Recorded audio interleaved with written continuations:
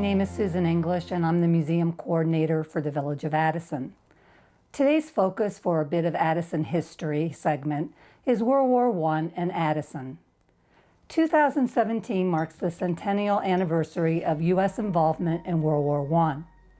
The war had actually broken out in Europe in the summer of 1914, after the assassination of Austrian Archduke Ferdinand and his wife by a Serbian assassin.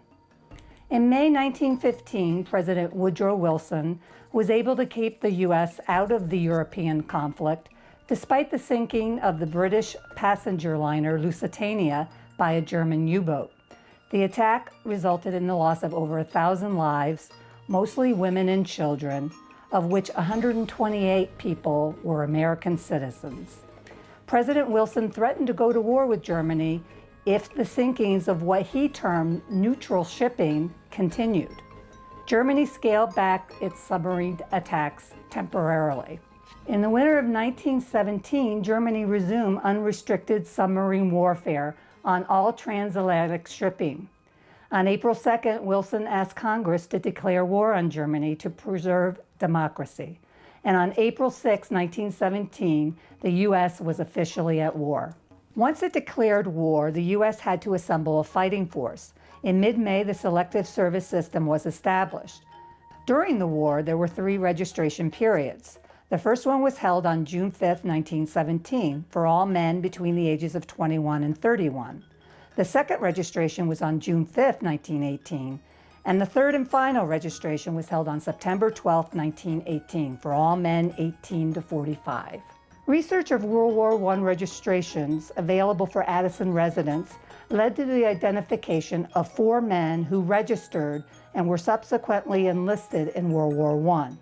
They were Edward Karl Helfers. Edward was a student when he registered in June 1917. He requested that his service be delayed as he wanted to finish school. His registration, however, was marked in camp December 1917, and the 1930 U.S. Census confirms he was a World War I veteran, although his specific service remains unknown. Following the war, he graduated from Loyola School of Medicine in 1921 and moved to Chicago to practice medicine. Leopold F Burke. Burke was born in Addison and lived on the family farm, which was located where Green Meadow Shopping Center is located today. Leopold was a warehouse man for Montgomery Wards when he registered for the war in June 1917. He claimed an exemption for bad feet, but he was inducted into service on June 26, 1918.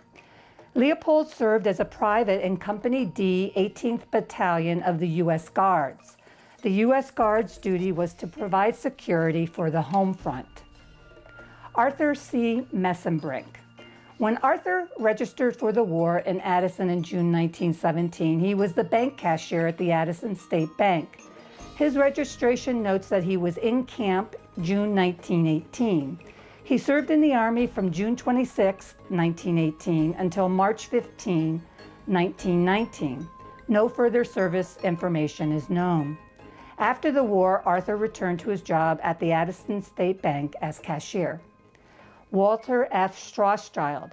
He was the second son of Charles and Ottilie Strauschild. His father, Charles, was a harness maker, longtime township justice of the peace, and he served as a registrar for the local World War I Selective Service District. Walter listed his occupation as a bank clerk for the Chicago Bank and Trust Company on his registration paperwork. He was inducted on March 30th, 1918 into the U.S. Army and was based at Camp Grant near Rockford. According to his niece, he never saw action overseas. For more information on World War I and Addison, visit the World War Centennial display at the Addison Historical Museum. On Thursday, September 21st, the Addison Historical Society will present the free public lecture, World War I, The Dawn of the Modern World, by Michael Stacknick, Program Coordinator of the Elk Grove Museum. The lecture will be held at Addison Village Hall starting at 7:30 p.m.